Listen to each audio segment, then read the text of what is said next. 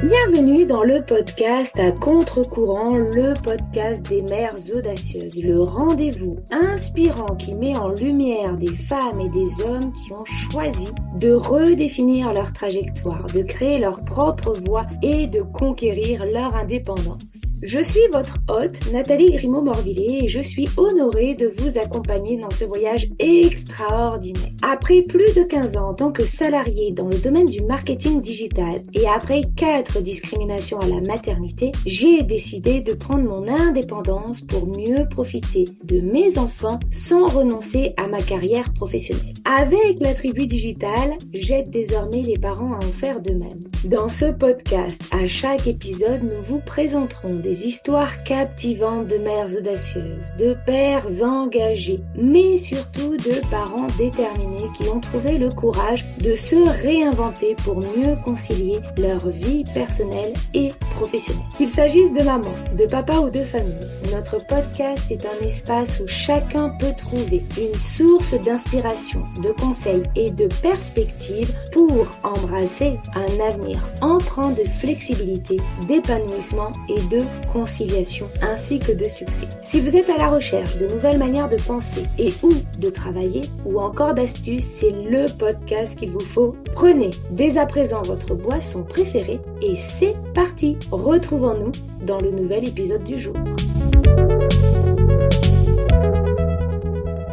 Bonjour à toutes et à tous, je suis ravie de vous retrouver pour ce nouvel épisode dans lequel nous allons recevoir Adeline pour échanger sur l'importance de développer ses compétences pour trouver un travail ou un poste qui nous épanouit bien plus.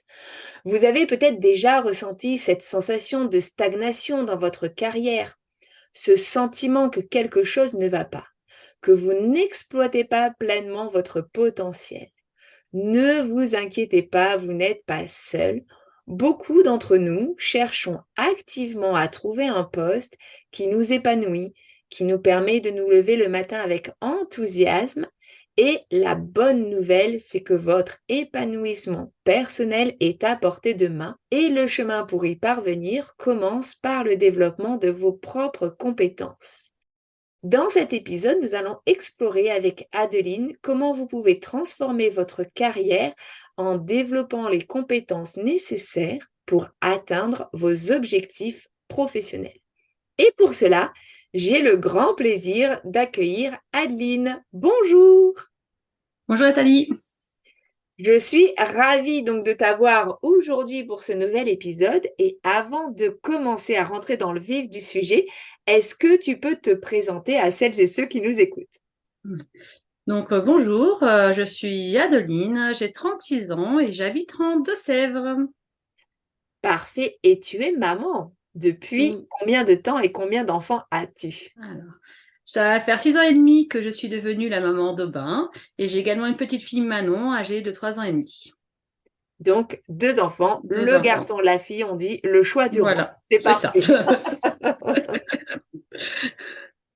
Alors, une petite question que je pose à chaque fois aux invités, est-ce que tu peux raconter comment nous nous sommes rencontrés? Oui, bien sûr. Alors, on s'est rencontrés en novembre 2020 quand j'ai intégré l'édition Sapin de la formation de Community Manager. Je passe derrière, bonjour à petite Sapilette. Qui vont se reconnaître si elles nous écoutent. C'est ça. Exactement. J'aime bien poser cette question. Si jamais tu étais une femme à impact connu, qui serais-tu, mais surtout pourquoi? Ouh là là. C'est difficile comme question. Pour qui j'admire, il y en a plusieurs. On peut dire par exemple Simone Veil pour son combat pour la liberté des femmes et aussi pour son parcours parce qu'elle est revenue de loin quand même. C'est Ou clair. encore Mère Teresa pour sa sagesse et sa dévotion aux autres, sans rien attendre de retour. Je pense qu'elle a compris la clé du bonheur, rien attendre d'autrui. Voilà, mais la question qui je serais, c'est un peu compliqué parce que j'ai pas la prétention d'être quelqu'un d'inspirante ou voilà. Peut-être Audrey Hepburn pour son engagement dans les causes qui lui étaient chères. Je suis plutôt engagée associativement, mon engagement reste plutôt local. Même si avec des amis, on a participé à un événement francophone, le Rose Street Maroc, qui est une marche rose dans le désert par rapport au cancer du sein. entre D'accord. autres. Donc, Voilà, effectivement, peut-être Audrey Hepburn et surtout, voilà, une personne plutôt engagée dans la vie associative et peut-être sur des maladies graves et qui concernent beaucoup, beaucoup de femmes, malheureusement. c'est ça. Rentrons maintenant dans le vif du sujet.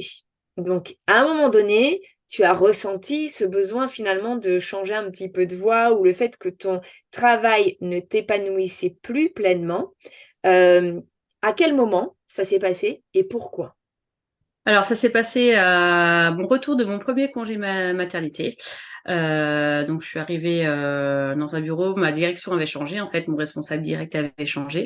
Il y avait eu du changement de personnel aussi. Donc, j'ai eu du mal à trouver ma place. D'autant plus que j'ai aussi fait valoir mes droits en tant que mère allaitante, à avoir le droit à mes pauses pour tirer mon lait, des choses comme ça. Donc, c'était des choses pas toujours bien comprises non plus des collègues. Donc, voilà, c'est à ce moment-là que j'ai rencontré des difficultés. Et que tu t'es dit qu'effectivement, peut-être c'était pas la bonne entreprise ou en tout cas, c'était pas le travail fait pour toi. Effectivement, C'est ça. c'est souvent compliqué lorsqu'on souhaite continuer à allaiter nos enfants ou en tout cas à tirer notre lait lorsqu'on retourne au travail. C'est pas forcément ni compris ni même accepté, alors que tu as raison, c'est en droit. Donc tu as ressenti ce besoin de modifier quelque chose dans ta vie professionnelle justement pour te sentir mieux et plus épanoui.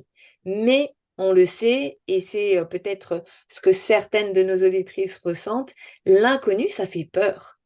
Et finalement, on a plutôt tendance à rester dans ce que j'appelle souvent auprès de la communauté le confort de l'inconfort. C'est-à-dire qu'au moins, on sait que ça ne nous convient pas, mais on est quelque part confortable dans cet inconfort parce que on le maîtrise, on connaît nos missions, on connaît notre environnement, etc. Et c'est pas forcément très positif parce qu'on se met nous de côté.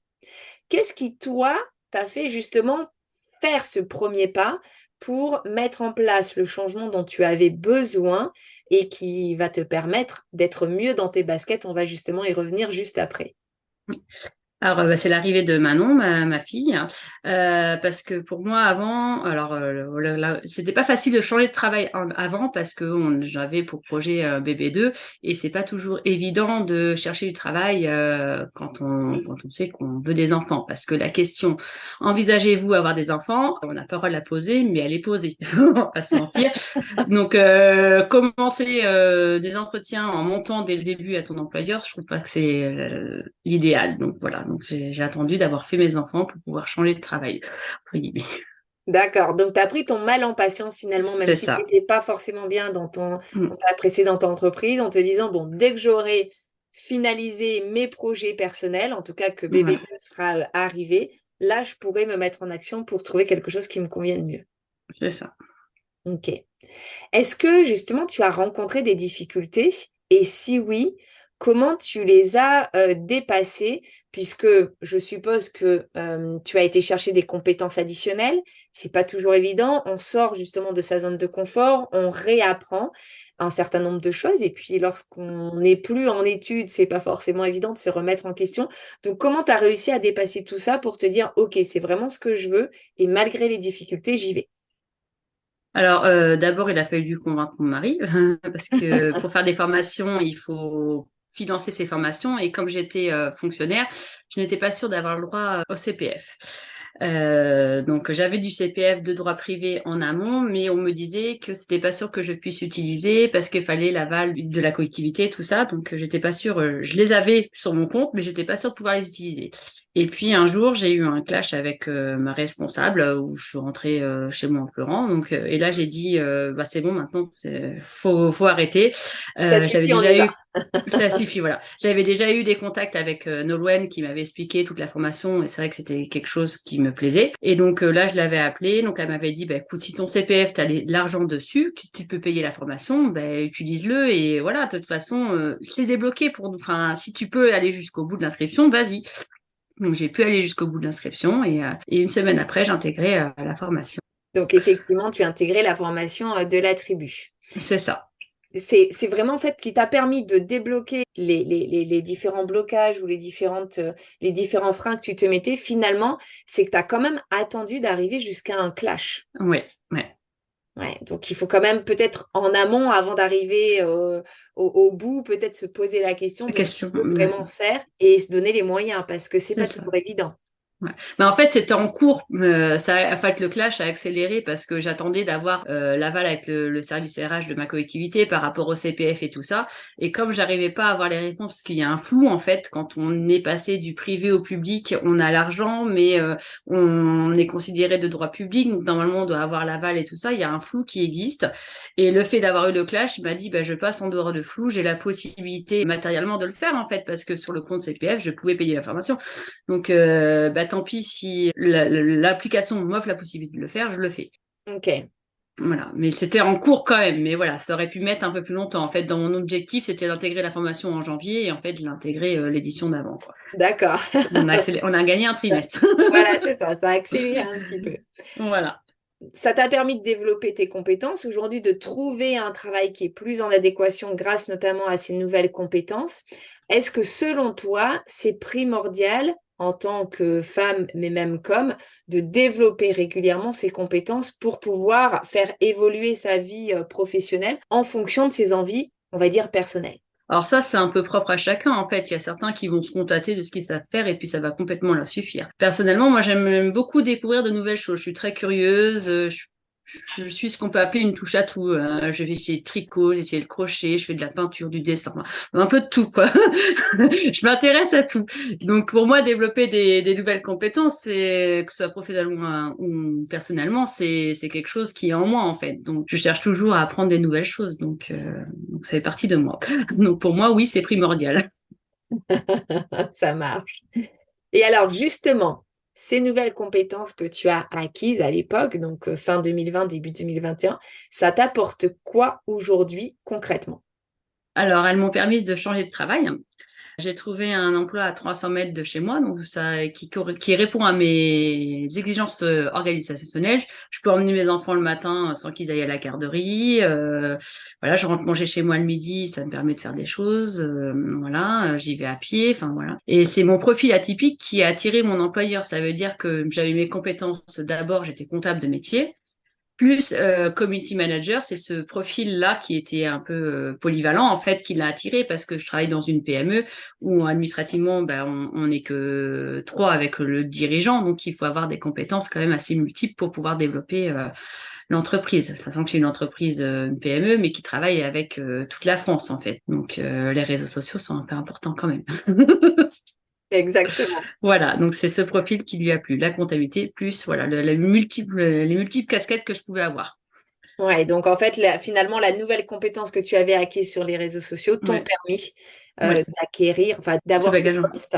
Mm. Sinon, effectivement, très certainement que ça aurait été plus compliqué ou voire Ben même oui, tu ne l'aurais pas eu. voilà, ouais.